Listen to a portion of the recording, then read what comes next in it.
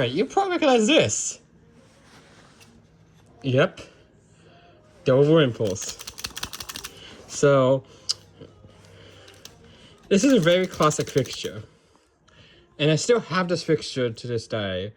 And the arrow here, you can actually change through this bracket right here. So you can actually also rotate it to make it point towards the button. Not away from the button, if you wanted to.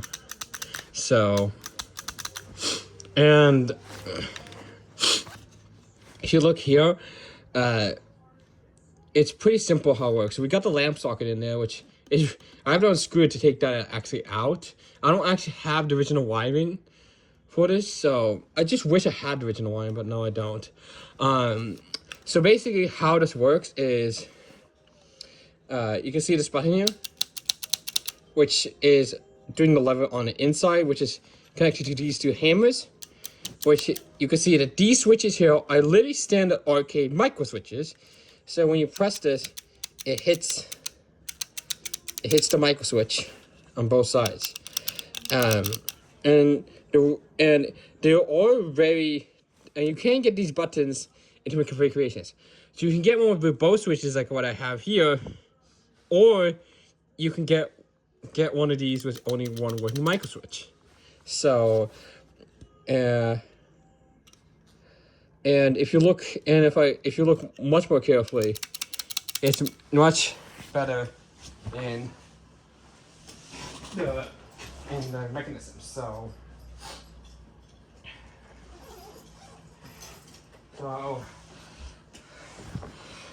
if you want to look at the button, what the button looks like, so we can take a look. So if we go ahead, we usually use a flathead screw to get the button out. And if I go ahead and put this in, it's kind of hard to unscrew, so I'm gonna always make sure I have that so I don't lose these screws, because you can lose these screws and washer. And yes, it's magnetic. It's made of iron. So get the washer there. So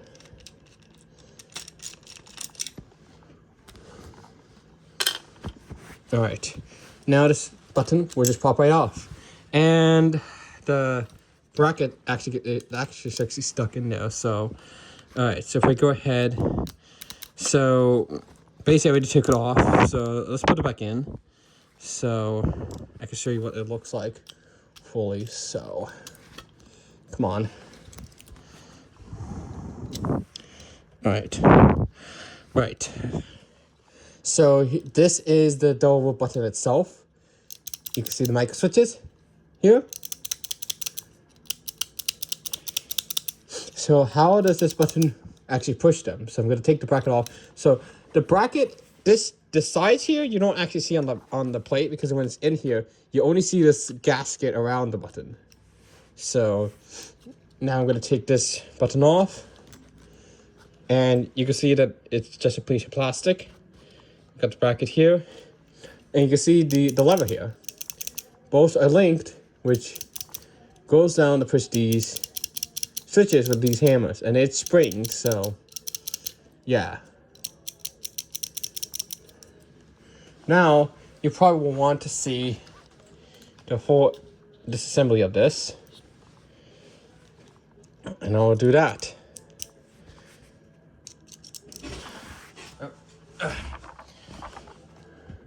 So I'm going to unscrew this. It's really difficult to do because of how tight these are sometimes. So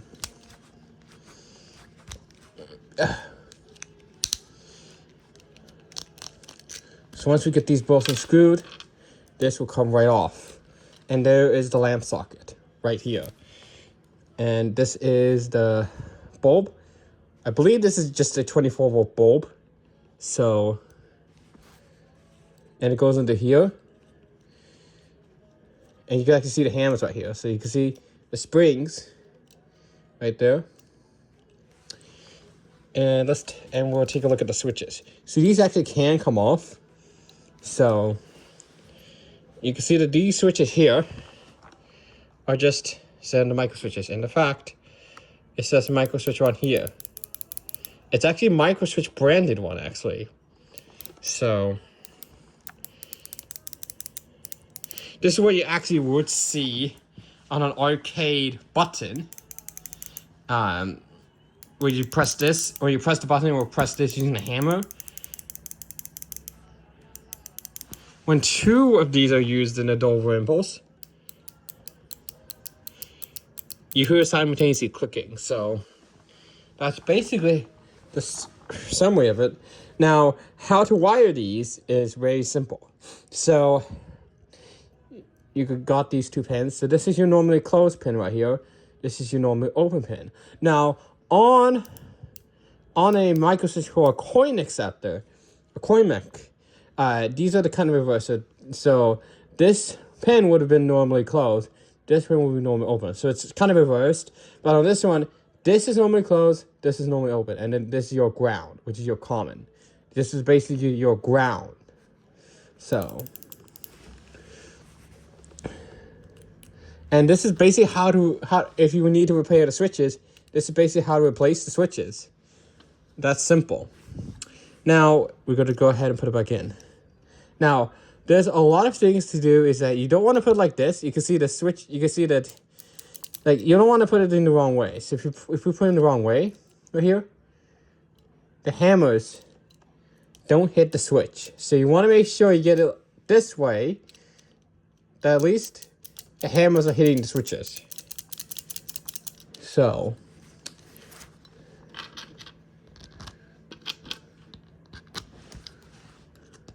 now here's the thing.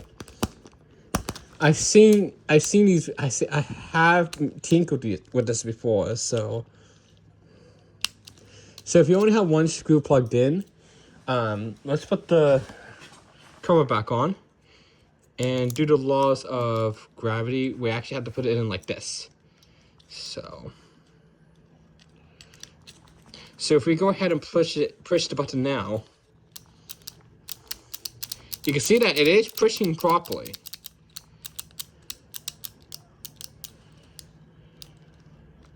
But you can see when it pushes the bottom part, it doesn't feel like it's pressing. See? The top one presses fine, as you can see. But you see, it's really, really kind of not that greatest, as you can see here.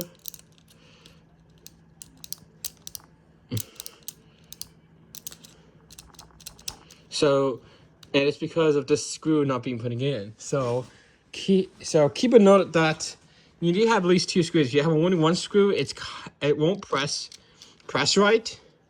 Won't press in all corners. So if I go ahead and screw in this one, I'll show you what happens. So now if I do it, now we put that in. So I need to push this down. See? Pressing. This is actually just enough to activate the switch, which is good. So if I go ahead and screw that screw again,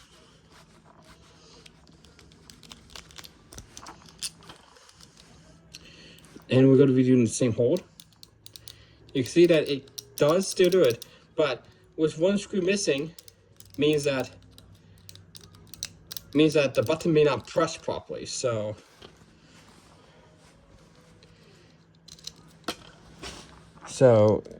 always making a mental note of that. So now I'm going to be switching a bit over to my flathead, and then we're going to be actually taking a look at the arrow now. So same thing here.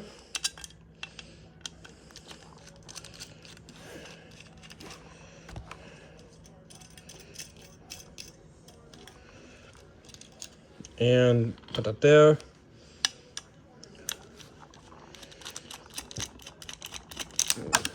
Oh, okay. All right, this is what the arrow looks like. As you can see, it's just a piece of plastic with an arrow. And now the thing is, for the sideways carbon version, they actually rotate the arrows because I believed it would be like this. They rotate the arrow to point upwards and not towards away from the button. That's how it works. And you can actually even put it like this and put the button in there and you get that. Or you can rotate this like that, put the button in, now it's a down button. You can also put it up here if you want to make it like this, where the button points towards the button. So that's how it works. And this is what the panel looks like. You can see it's kind of gross looking because this is like, and you can see these are actually welded on, because this is what's been pulled from an actual elevator. I believe it was pulled from an elevator where it was modded. So that's why that's why this was sold on eBay, which is where I got it from. You know, put that in. So, and now it doesn't matter which screw goes into. Whoops, sorry. Doesn't matter which screw goes into which hole. It just matters that it's the correct screw, as you can see here. Screw it in.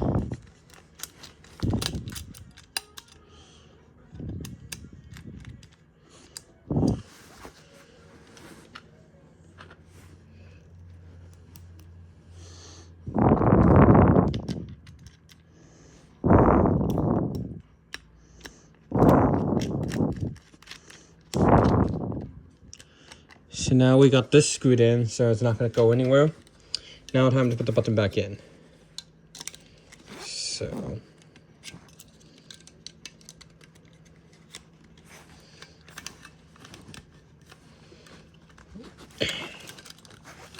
it's kind of difficult. You kind of have to finagle the button.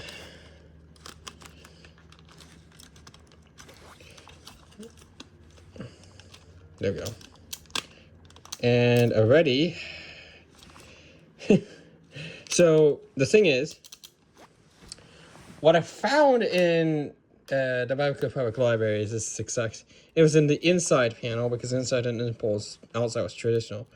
Was if you don't screw these in all the way, the button likes to jam itself in there and get stuck. So yeah.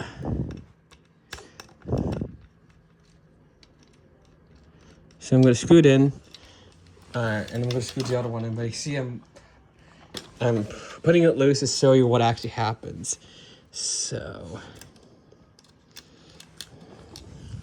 I've screwed it enough that the button stays in.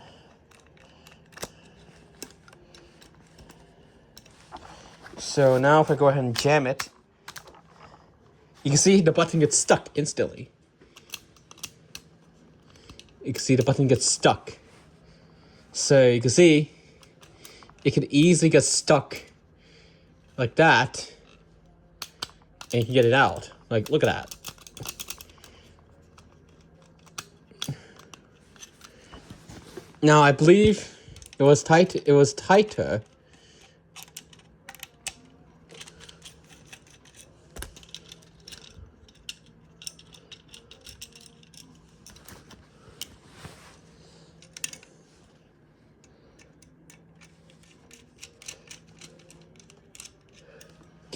Get that one loose at least, so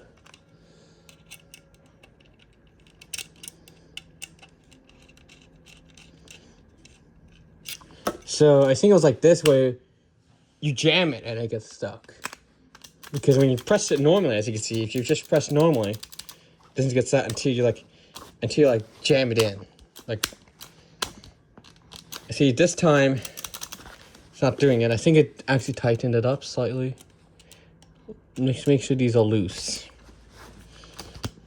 See, if you press it in hard enough, you can actually get the button cap to get stuck where the switch itself is stuck down and the light will stay on. So you can see the problem with this. Because when you press it, it's not going to press until they push it back. So that's the important thing about these buttons, is that you got to make sure that these two postings are at least tightened. So I'm now going to tighten them.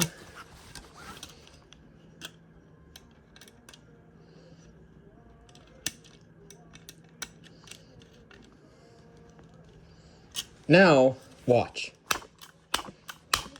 When you jam it like this, it's not going to get stuck in. See? That's why you need to tighten it up. So, now if I loosen this one up, and get the other one. If you loosen this one doesn't really loosen that easily. So, but if we loosen it up even more, and we push hard, you can see that it kind of gives, but you can see, unlike the button, it's not that easy. Because the button is this part that basically, the button itself gets pushed up against it. So you can see here that, yeah, it's really not prevalent with this one. You see, it kind of moves, but yeah.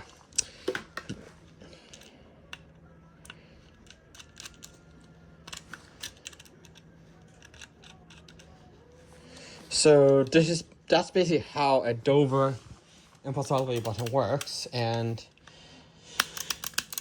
basically how it works internally and the teardown of it. So the thing is, when you push the button like this, so this now becomes closed. I mean, this one now becomes open. This one now becomes closed. So that's how the switches work. So, but couldn't forget the clicky impulse. Now, this type of impulse is the 90s impulse. Then actually no, I think it's 80s impulse where you get the switches. No, 90s. 90s is where you get this clicky switch. The 80s impulse was more like a squeaky button, because the button cap didn't actually push the actual switch inside all the way in. But when you use the switch and push it all the way in, you get a click. But what was designed for that old switch, it never clicked in, so it just more like pushed in without any click. Like this one. So, and it was one switch for that 80s switch. Before in the 90s, they switched over to the two micro switch contacts, which made the button last far longer.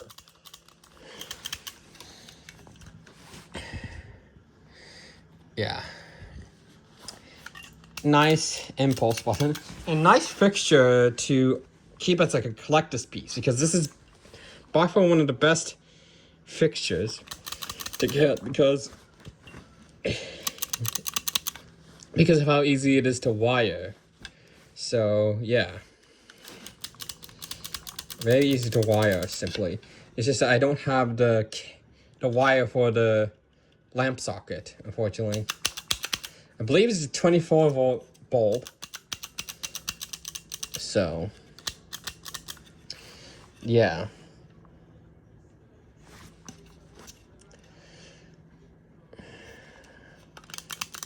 And yeah, this is basically what's called a low profile button, where when you mount it, it stays flat, but sticks out on the back.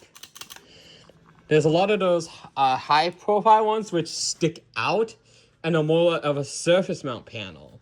So, which makes it look like a slap-on mod, which I don't really like.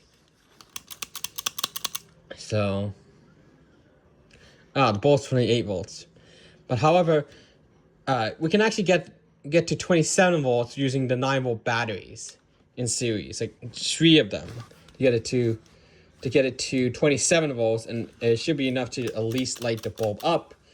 So, but you can see we got the clicky impulse, which is very satisfying. Oh, hello. This one's actually, you can see the wash is actually off center. Let's fix that.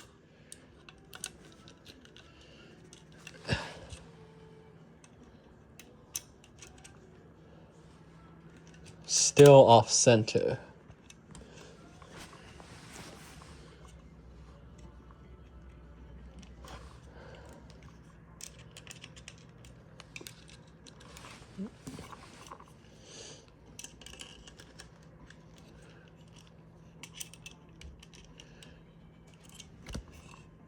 There we go.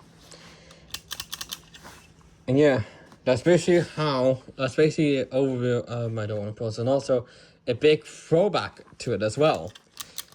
Because it's so satisfying to feel the click of this button. Very satisfying.